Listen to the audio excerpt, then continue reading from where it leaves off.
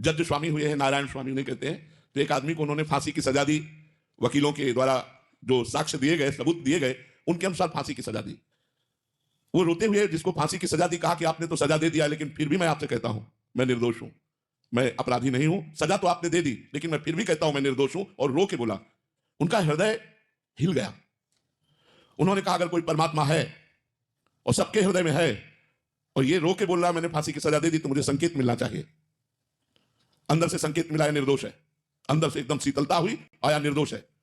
तो उन्होंने कहा कि अपने निर्णय को मैं यही रोकता हूं, कुछ तारीख और देखने के बाद सही निर्णय मैं दूंगा, मैं अपने निर्णय को यही स्थगित करता हूं।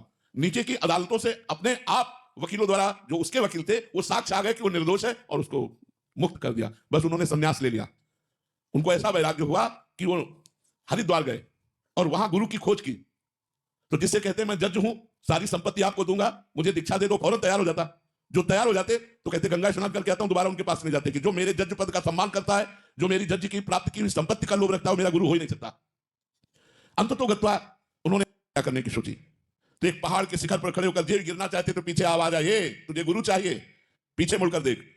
तो एक महापुरुष खड़े हुए थे, उनका वहीं से सुन, नजदीक आने की जरूरत नहीं। नारायण नारायण नारायण, और बस अंतर ध्यान हो गए।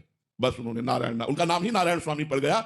इतना नाम जब करते थे कि भाई जी हनुमान प्रसाद पोद्दार जो राधा बाबा, इनको ऐसे नली लगाई अपने यहां और कान में लगाई तो सुनाई दे रहा था नारायण नारायण नारायण नारायण।